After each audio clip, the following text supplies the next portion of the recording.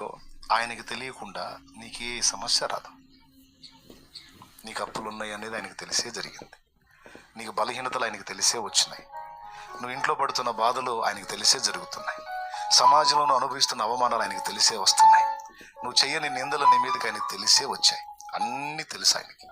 ఆయన గుడ్డోడు కాదు, చెవిటోడు కాదు, కళ్ళు లేనోడు కాదు. అన్నీ తెలిసే వచ్చాయి.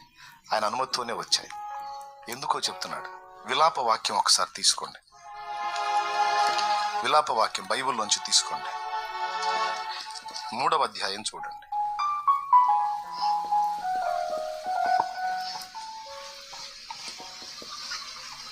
33వ వచనం చూడు.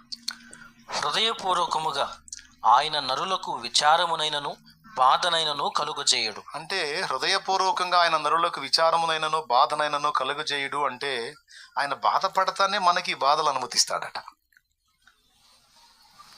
ఎంతమందికి అర్థమైందో ఏమో మరి. ఆయన బాధపడతానే ఈ బాధల్ని మనకు అనుమతిస్తాడట. ఇప్పుడు నువ్వు అవమానాల్లో ఉండటం, నువ్వు వేదనల్లో ఉండటం, నువ్వు దుఃఖపడటం, నువ్వు కన్నీళ్లలో ఉండటం చూసి ఆయన సంతోషించడు. ఆయన కూడా ఏడుస్తాడట. ఏడుస్తే ఏమంటాడో తెలుసా? బాధపడితే ఏమంటాడో తెలుసా? తప్పదురా తల్లి, కొంతకాలం నీకు ఇదే. దీనివల్ల నువ్వు చెక్కబడతావు. నీ వ్యక్తిత్వం నాలాగా మారితే నీ ఫ్యూచర్ బాగుంటుందమ్మా. కొంచెం తట్టుకో, కొంచెం ఓర్చుకోనమ్మా. ఈ అవమానాలు నీ కొద్ది కాలం తప్పవురా. నీ తట్టుకున్న తర్వాత నా కుమారుడా, నీ భవిష్యత్తు యోసేపులాగా మారి. యోసేపు శ్రమ పొందుతూ ఏడుస్తున్నాడు. తండ్రి, అన్నదమ్ములు వాళ్ళందరూ ఐక్యంగా ఉంటారు, నన్ను ఎందుకు తండ్రి? నేను కనపడితేనే కోపగించుకుంటారు. నా రక్త సంబంధికులు కదా, నన్ను ఎందుకు ద్వేషిస్తారు తండ్రి? దేవుడు అన్నాడు, అవసరం. పట్టుకొని కొట్టి గుంటలో పడేసినప్పుడు యోసేపు ఏడ్చాడు. ఎందుకు తండ్రి నన్ను చంపాలనుకుంటున్నారు? నా సొంత వాళ్ళు, నా రక్త సంబంధికులు, నా ప్రాణం పోవాలని, అది చూడాలని ఆశపడుతున్నారు, నా పతనం కోరుతున్నారేని తండ్రి. దేవుడు మౌనం. యోసేపు, కొంచెం ఓర్చుకోరా. ఈ అనుభవాలన్నీ నిన్ను ఒక స్థాయికి తీసుకెళ్తాయి. ఓర్చుకోనా. దేవుని సమాధానం. అక్కడ నుంచి బయటికి తీసుకొచ్చి 20 తులాల వెండికి సొంత తమ్ముడిని, రక్త సంబంధిని అమ్ముతుంటే, పెద్దన్న, అన్న రూబేనన్నా, షిమయోనన్నా, అన్నా నేను ఏదైనా తప్పు చేస్తే నన్ను కొట్టండి అన్నా, అమ్మకండి అన్నా, నాన్నకు దూరం అయి బతకలేనన్నా, నాన్న బతకడన్నా, నేను దూరం అయితే నాన్న అల్లాడతాడన్నా, నాన్న ఏడుస్తాడన్నా, అన్నా నన్ను అమ్మేయకండి అన్నా, అమ్మేయకండి. చేతులు కాళ్ళు కట్టేసి కొట్టి 20 తులాల వెండి తీసుకున్నారు, వదిలేశారు. ఇప్పుడు ఎటు చూస్తాడు యోసేపు? ఆయన వైపు చూస్తాడు. దేవా, ఏంటి నేను చేసిన పాపం ఏంటి? నేను చేసిన అన్యాయం ఏంటి? ఎందుకు నాయనా నాకు ఈ శ్రమలు? ఎందుకు నాయనా నాకు ఈ బాధలు? ఎందుకు నాయనా నాకు ఈ వేదనలు? ఎందుకు నాయనా నాకు ఈ కన్నీళ్ళు? ఎందుకు నాయనా నాకు అవమానం? ఇప్పుడు తండ్రికి దూరం అయిపోతాం.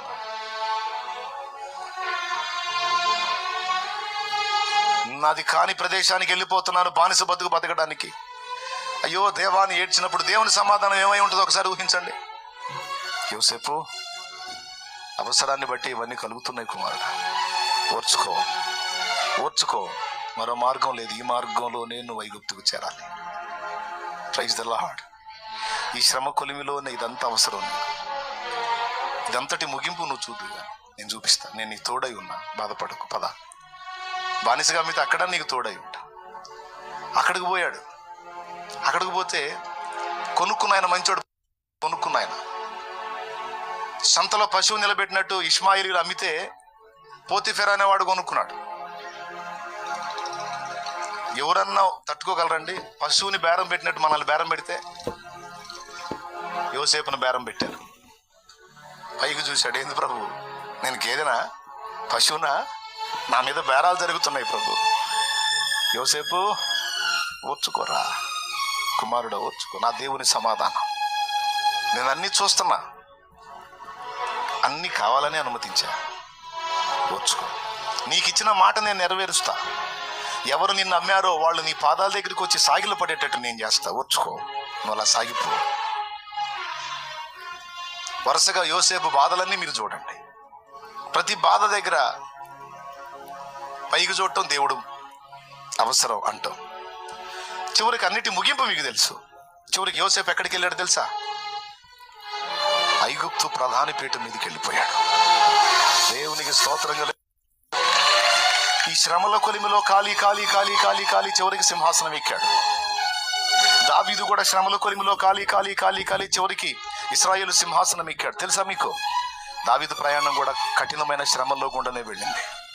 మరణ భయం అనుక్షణం తరుముతూ తీసుకెళ్ళింది. చివరికి సింహాసనాసీనుడయ్యాడు. ఈరోజు నీకు నాకు ఎదురయ్యేటువంటి శ్రమలు నా తండ్రికి తెలియకుండా కొన్నిసార్లు ఏడుపు వచ్చింది. మనకి అర్థం కాదు అసలు ఏం జరుగుతుందో. పెద్దగా ఏడవాలనిపించింది. ఎవరైనా అర్థం చేసుకునే వాళ్ళు ఉంటే వాళ్ళకి గోడంతా చెప్పుకోవాలనిపించింది. కానీ మనకు అలాంటి వాళ్ళు ఎవరు కనపడరు. కూర్చొని ఒక దగ్గర మనమే ఏడ్చుకునే పరిస్థితులు ఉంటాయి కొన్నిసార్లు, చెప్పుకోలేక ఎవరికి. ఎందుకంటే నెక్స్ట్ ఏంటని అర్థం కాదు. గందరగోళంగా ఉంటుంది, గలిబిలిగా ఉంటుంది, ఏం జరుగుతుందో తెలియదు. అయినా దేవుని సమాధానం ఒక్కటే, అవసరం సహించు. నేను హార్ట్ఫుల్గా నీకు ఈ బాధలు వచ్చేటట్టు అనుమతించట్లేదు, అవసరం కాబట్టి అనుమతిస్తున్నాను.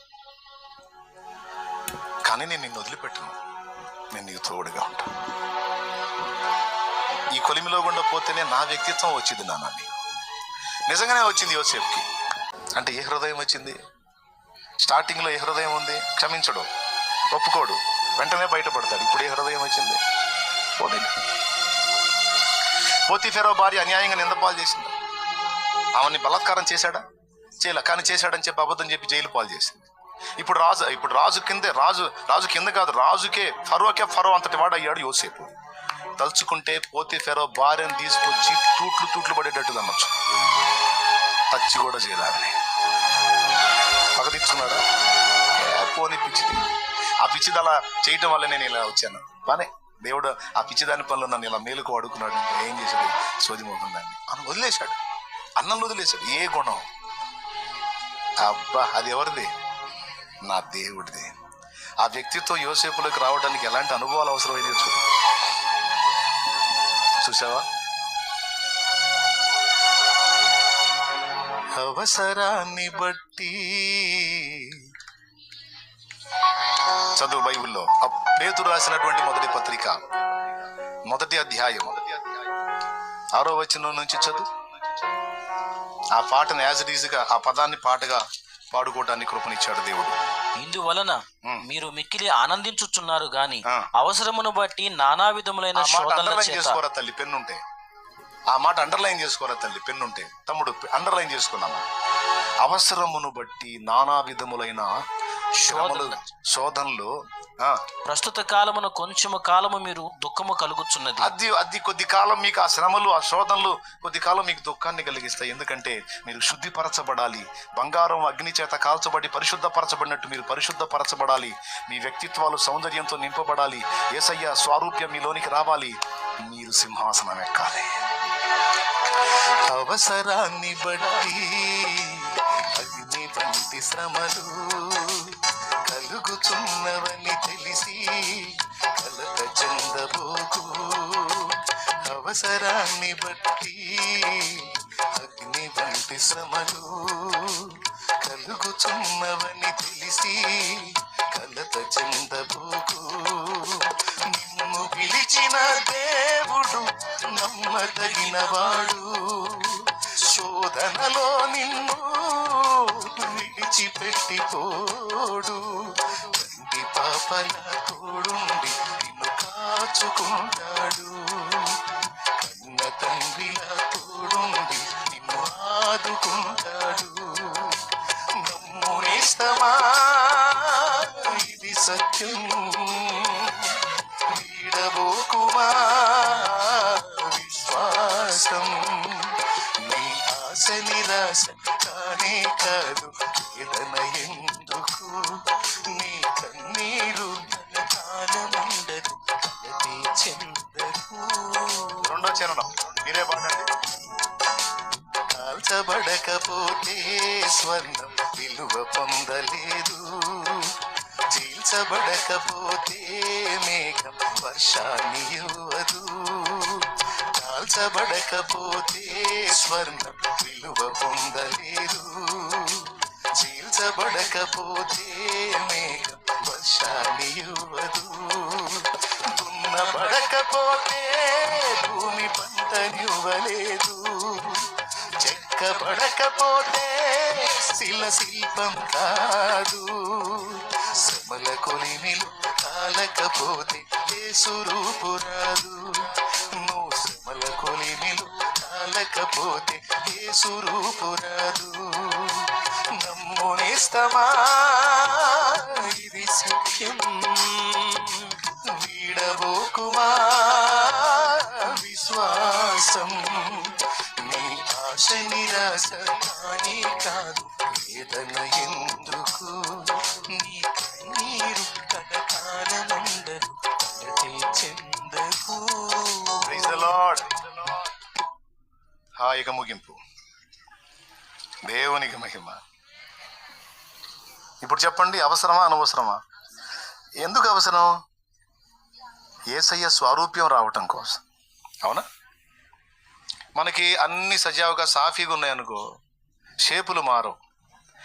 ఈ షేపులు ఇలాగనే ఉంచుకొని ఈ దరిద్రపు గుట్టు లక్షణాలు ఇలానే పెట్టుకొని అక్కడ పోయి పెత్తనం చేయలేం కదా. అసలు ఆడికి చేరలేం. ఆడికి చేరాలి, అక్కడ ఆధిక్యతలు కొనసాగాలి అంటే ఇక్కడ షేపులు మారాలి. ఇప్పుడు మనకు వచ్చే అగసాట్లు ఇప్పటికే చాలా మార్చినాయి షేపులు. దేవునికి స్తోత్రం.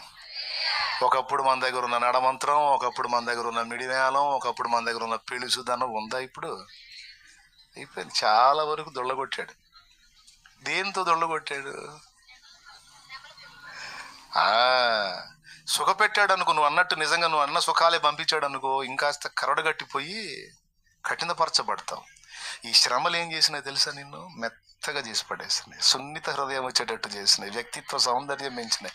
ఒకప్పుడు ఇంత దాన్ని కూడా ఒప్పుకొని నువ్వు ఇప్పుడు పోనీలేబ్బా ఏమో తగలబడిలే పోనీలే యోసేపు అన్నట్టు అంటున్నావు.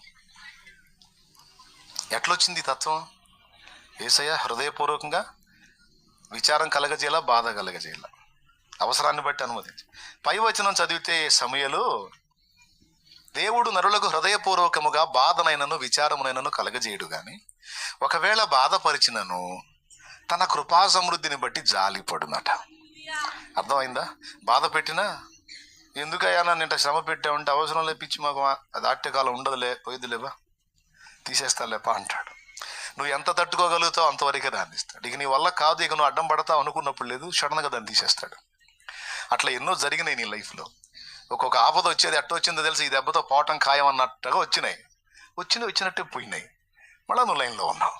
కానీ వచ్చినాయన్నీ నీకు ఏదో ఒకటి తీసుకొచ్చినాయి, షేపులు మార్చినాయి, వ్యక్తిత్వ సౌందర్యాన్ని పెంచినాయి, యేసయ్య రూపాన్ని తీసుకొస్తున్నాయి.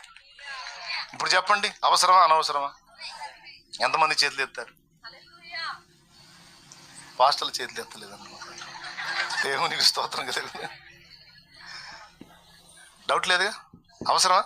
ఇప్పుడు ఏమని అడుగుదాం? యేసయ్య రాని, యేసయ్య పర్వాలేదు నన్ను నీ పోలికగా. అవునా? ఇవన్నీ పాటలు ఎప్పుడో చెప్పారండి భక్తులు. నేను పాడిన పాటే కాదు, దేవుడు నాకు ఇచ్చిన పాటే కాదు. శ్రమలలో సిలువలో నీ రూపు నలిగినదా పాడాలని ఉంది కానీ టైం లేదు. ఈసారి ఎప్పుడన్నా మళ్ళీ కూటం పెట్టుకొని ఆ వెనకోళ్ళు చెబితే శ్రమలలో సిలువలో నీ రూపు నలిగినదా శిలనైనా నన్ను నీ వలె మార్చుటగా శిలనైనా నన్ను నీ వలె మార్చుటగా శిల్పకారుడా నా యేసయ్యా మలచుచుంటివా నీ పోలికగా శిల్పకారుడా నా యేసయ్యా మలచుచుంటివా నీ పోలికగా ఇది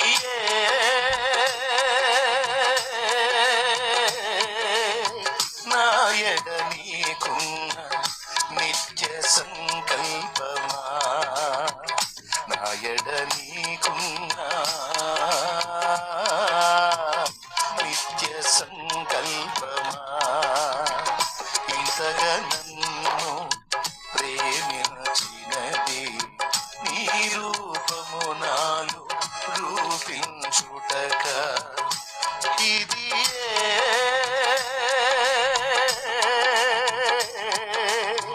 నాయడ నీకున్న సంకల్పమా రాయడ నీకున్నా నిత్య సంకల్పమా. సంకల్పం నీది కాదు, ఆయనది. చేయబట్టుకుంది నువ్వు కాదు, నిన్ను ఆయన పట్టుకున్నాడు. అందుకే నడిచావు ఇప్పటిదాకా. లేకపోతే మనము మన పుట్టక మనం పట్టుకుంటే ఎప్పుడు వదిలేసేవాళ్ళం.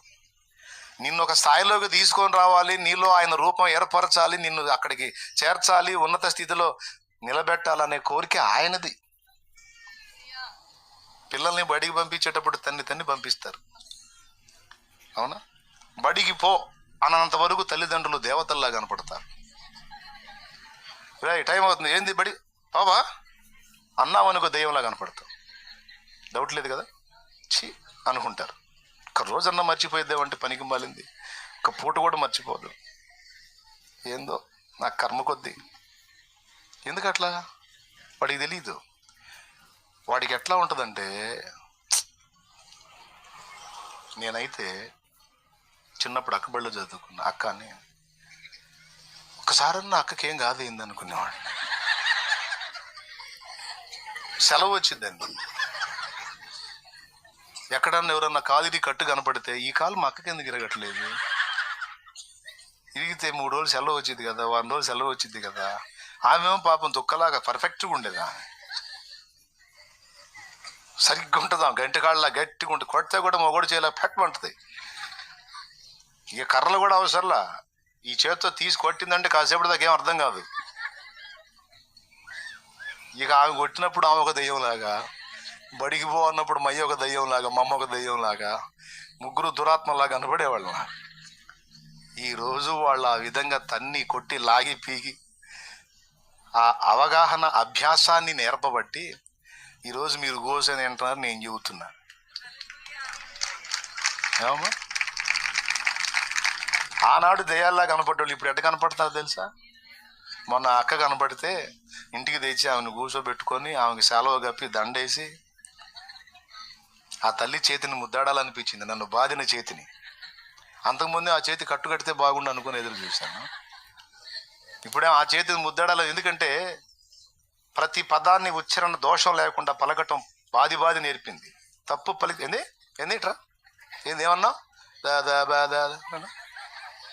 పట్టమంటది. అందుకని ప్రతిదీ దోషం లేకుండా బలకాలి, పలికితే వదిలిపెట్టి. ఈరోజు బైబిల్ చదువుతున్నా, వాక్యం చెప్తున్నా, సాంస్క్రిట్ శ్లోకాలు చదివి మంత్రాలు చదివి ఆ పాటలు పాడుతూ ఉన్నా, ఉచ్చారణ దోషం లేకుండా. ఆమె ఆ రకంగా బాధకపోతే నాకు అవి రావు. ఇప్పుడు యేసయ్య మనల్ని బాధకపోతే మనకు ఆ షేపులు రావు. అందుకే ఏం చేద్దాం, ఇష్టం లేకపోయినా సరే కొన్నిసార్లు బాధుడికి అప్పగిస్తున్నాడు. ఇప్పుడు చెప్పండి, ఆయన అన్యాయస్తుడా? పిచ్చి పనులు చేస్తాడా? ఆయన ఆ విధంగా మనల్ని తోమకపోతే మనకున్న మస్ట్ పోయిద్దా? ఒక్కొక్కటి దగ్గర మామూలు లేదుగా. నడమంతరం విడివేళం చాలా వరకు ఇరగదీశాడు, ఇంకా ఇరగదీయాలి కదా. ఉన్నదంతా పోయి దీనులమై యేసయ్య పోలిక రావాలి కదా. అర్థమైందా? ఇది మీకు అర్థమైంది కనుక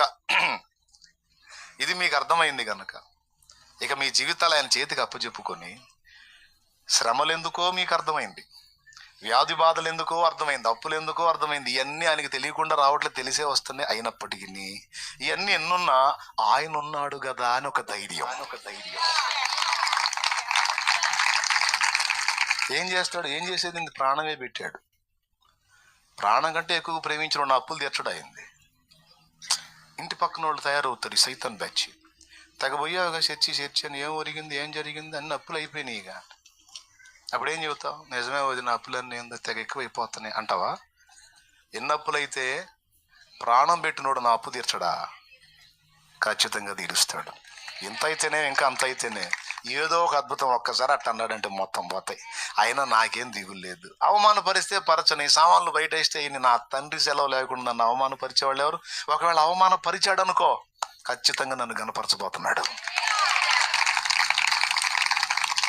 ఈ రకంగా నీ శ్రమలను కూడా నువ్వు ఆనందంగా, ఆశీర్వాదంగా ఎరుగున్నావు కనుక, నీ మనసు ఆయన మీద అట్లా ఆనుకుంది కనుక, లోకస్తులకు లేని పూర్ణ శాంతి, సమాధానం, సంతోషం, కళ అనేది నీకుంది, వాళ్ళకి లేదు. అది తేడా.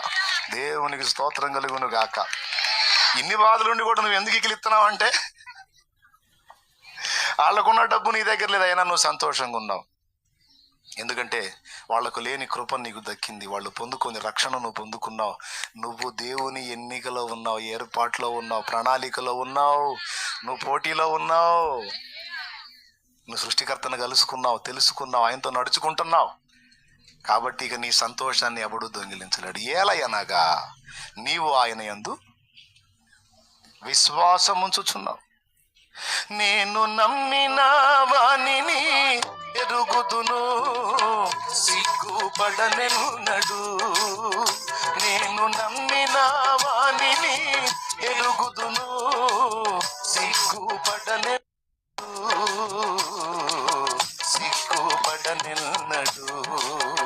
నన్ను బలపరచువాని అందే సమస్తము చేయగలను. నన్ను బలపరచువాని అందే సమస్తముని చేయగలను. దేవునికి మహిమ. పక్కూరు నుంచి 10 మంది వచ్చారు కూటానికి. మాకే లేదు టికానా, ఉన్నది రేషన్ బియ్యం. అయ్యా పైటూరు నుంచి 10 మంది వచ్చారు, ఏం చేద్దాం? ఆ ఉన్నయే వండి పెట్టుమా అన్న. ఇప్పటిదాకా వాక్యం విన్నారు, ఖాళీ కడుపుతో పోతే మంచిది కాదు. యేసయ్య వాక్యం చెప్పి కడుపు నిండా రొట్టెలు చేపలు పెట్టి పంపించాడు. మన రొట్టెలు చేపలు పెట్టకపోయినా ఉన్నయే వండి పెట్టుమా అన్న. ఆ 10 మందికి 2 కిలోలో 2 కిలోలన్నర 3 కిలోలో వండింది. మొట్టమొదట పెట్టాం. సంతోషంగా అందముద్ద తిని ఆ పచ్చడో సాంబారో వేసుకొని తినిపోయారు ఆ 10 మంది. అప్పటి నుంచి స్టార్ట్ అయింది. ఈరోజు మీరు గమనిస్తే ఒక నెలకు వచ్చి 50 నుంచి 60 క్వింటాలు వండుతారు. తక్కువే, అది ఇంకా ఎక్కువ. 60 క్వింటాలు పైనే వండుతారు. 2 కేజీలు ఎక్కడ, 60 క్వింటాలు ఎక్కడ? నీకు తెలియదు. దరిద్రత ఉన్నట్టుగానే కనపడుద్ది. ఆయన బిగబట్టినంతసేపు బిగబట్టి ఆయన పిడికిలి విప్పిన నాడు సమృద్ధితో నింపబడతా ఉన్నాడు. శాపమంతా తొలగిపోయి లేని దరిద్రత అంతా కొట్టివేయబడి 10 మందికి ఇచ్చేటట్టుగా నా తండ్రి నిన్ను నిలబెడతాడు, సమృద్ధితో నింపుతాడు. తెలుసా, మన తండ్రి ఏం పేదోడు అనుకున్నాయండి. శ్రీమంతుడు అని పాట పాడుతున్నావుగా, శ్రీమంతుడే. మరి శ్రీమంతుడైతే మనకి బాధలు ఎందుకంటే ఇందాక చెప్పా, శిక్షణ కోసం, ట్రైనింగ్ కోసం. ఓకేనా? ఫైనల్ ఒక ముక్క చెప్పండి. మీ పిల్లల పేరున మీరు డబ్బులు ఎత్తారా? చెప్పండి. మీ దగ్గర డబ్బులు ఉంటే వాళ్ళ పేరున బ్యాంకుల్లో వేస్తారా ఇరా? వాళ్ళ పేరున ఆస్తులు కొంటారా కొనరా? కొంటా ఉన్నవాడు చేతులు ఎత్తండి. నేను కొంటానండి, నేను కొంటా. ఇప్పుడు చేతులు ఎత్తండి. నువ్వు కొంటే మేము కూడా కొంటాం. రెడీగా ఉంటారు, నాకు తెలుసుగా. అవునా? అంటే ఇప్పుడు నేను సేవలో ఉన్నాను. నేను నా బిడ్డల పేరునో నా పేరునో కొనటానికి లేదు. అంతా దేవుని పేరునే కొనాలి, దేవుని పేరునే చేయాలి, అంతా చేయాలి.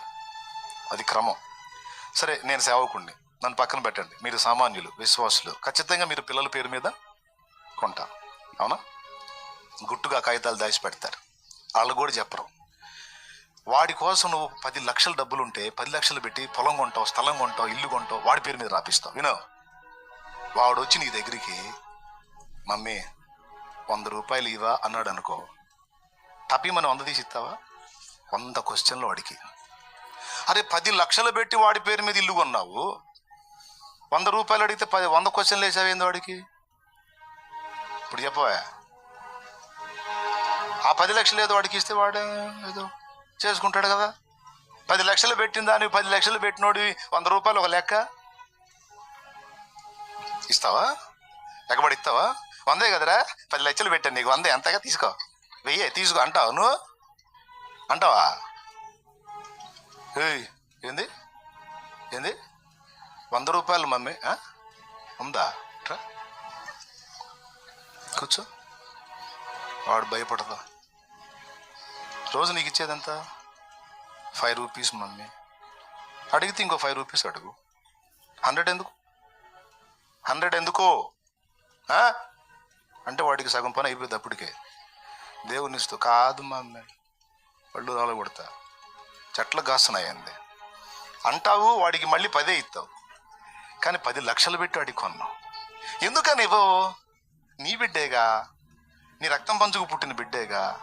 అయినా అయినా వాడు అడిగాడని 100, 1000 ఇచ్చావనుకో, వాడు సర్వనాశనం అవుతాడని నీకు తెలుసు.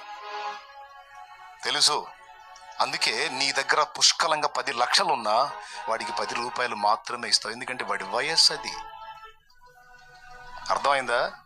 అదే వాడు నీ అంత అయినప్పుడు, ఫైనల్ నీ అంత అయినప్పుడు నీ దగ్గరకు వచ్చి, మమ్మీ నాకు పైసలి అంటే, నన్ను అడుగుతావేరా బద్దలా, ఆ తాళం ఆడుంది ఆ బీరువాలో, డబ్బులోనే పోయి తీసుకోపో, పద్దాకలు ఇంకేంది అని తాళమే వాడికి ఇచ్చేస్తా. ఎందుకు? ఇప్పుడు వాడికి ఎంత సమృద్ధి ఇచ్చినా వాడు పాడవడం. తాను నియంత్రించుకునే స్థాయికి వాడు ఎదిగాడు గనుక, దాని విలువ వాడికి అర్థమైంది గనుక తాళమే ఇచ్చి పడేస్తా. అదే వాడు ఆ ఎదుగుదలలోకి రాకముందు వాడి పేరు నువ్వు ఎంత డబ్బున్నా సరే వాడికి ఇవ్వను. అలాగే ఈ భూమి మీద మనం ఉన్నంత వరకు నువ్వు అడిగావని అన్ని ఇచ్చుకుంటూ పోయాడు అనుకో, పోయి ఇక్కడ అందుబాటులో చెరువు ఏదన్నా ఉందా, పోయి అందులో పడ్డట్టుంటుంది నీ బతుకు. అందుకే నీకైనా నాకైనా ఆ శ్రీమంతుడు అయినప్పటికీ పొదుపుగా ఇస్తాడు. స్తోత్రం. ఎప్పటికప్పుడు ఓ పాట పాడాలని ఉంది. దేవునికి స్తోత్రం. ఇప్పటికే 2:30 అయింది.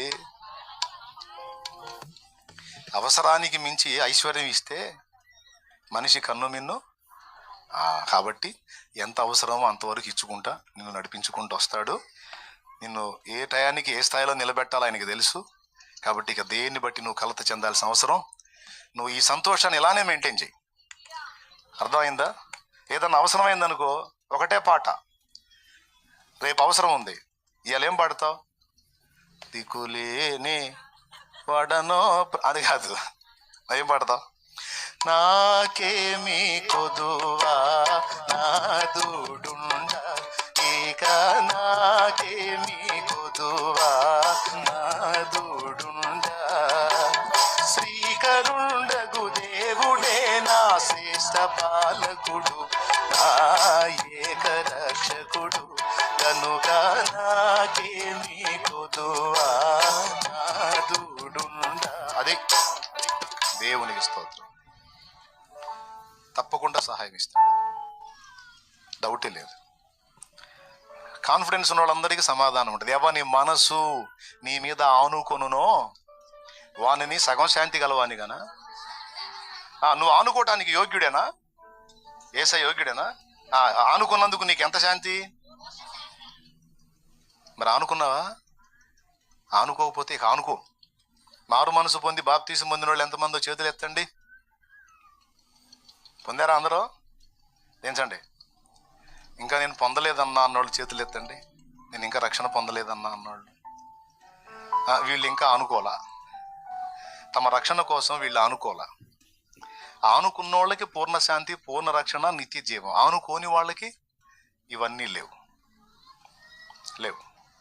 పొందిన వాళ్ళు చేతులు ఎత్తండి.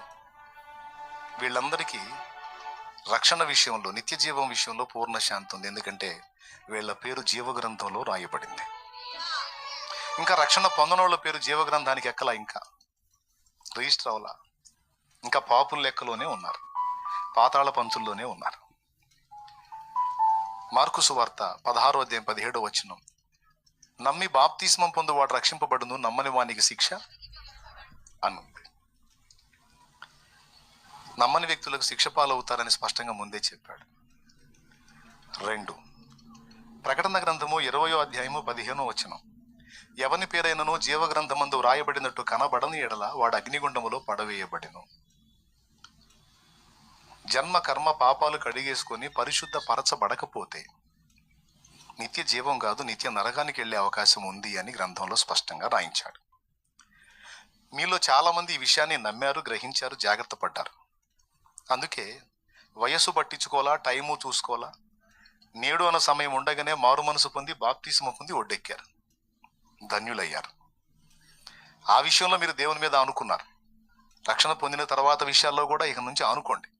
నా తండ్రి చూసుకుంటాడని భరోసాతో సంతోషంగా బతకండి. ఏడుపు కొట్టు మొఖాలు వేసుకొని తిరగవాకండి. కొంతమందికి ఎన్నన్నా చెప్పు, దేవుడు ఉన్నాడు, సాయం చేస్తాడు, చూసుకుంటాడు, విశ్వాసం ఉంచంటే ఎప్పుడు చూడ మొఖం తుమ్మల్లో పొద్దు పొడిచినట్టు తుమ్మ తుమ్మ తుమ్మ అంటుంటుంది. ఆ మొఖం ఎప్పుడు కళాకాంతి లేకుండా.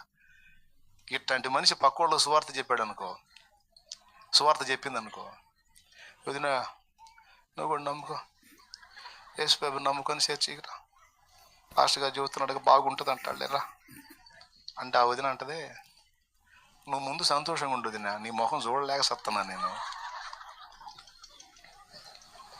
ఆ యేసు ప్రభు ఏమో కానీ అసలు నీ ముఖంలో అసలు ఈ దరిద్ర అవతారం చూడలేక సత్తున్నాను నేను, ముందు సరిగా ఉన్నాను. అసలు నువ్వు దేవుని బట్టి ధైర్యంగా కళ్ళ ఆడుతా ఉన్నావు అనుకో, ఆ వదినే వచ్చింది. ఎప్పుడన్నా చూడు ఇంత కళగా ఉంటావు, అసలు ఈ బాధల సమస్యలు చాలా ఉండి అసలు లెక్క చేయి, ఇంత ఆనందంగా ఉండి ఏంది కారణం అంటే, నాకేం పిచ్చిదానా, సుప్రీం ఉన్నాడు నాకు, సుప్రీం రాజాది రాజు ఉన్నాడు నాకు నా ప్రభువు ఉన్నాడు, పిచ్చిదానా నాకేం భయం, ఎప్పుడు ఏది కావాలో అన్ని చూసుకుంటాడు. నేను ఆయన మీద నేను అనుకున్నాను, ఆధారపడ్డాను కనుక నాకు భయమో లేదు అని నువ్వు కళకళలాడుతున్నప్పుడు వాళ్ళే వచ్చి అడిగినప్పుడు చెప్పొచ్చు సువార్త. నువ్వే ఏడుపు కొట్టు మొహం వేసుకుని భయం గుప్పెట్లో బతుకుతా, అశాంతిలో బతుకుతుంటే పక్కవాడు ఎట్ట అడుగుతారు నిన్న, ఎట్ట అడుగుతారక? కాబట్టి రక్షణ కోసం అనుకున్నావుగా, నిత్య జీవం ఖరారైందిగా, భూమి మీద ఉన్న అవసరాల కోసం కూడా అనుకో, ధైర్యంగా ఉండు, తప్పకుండా ప్రతిదీ ఆయనే డీల్ చేస్తాడు.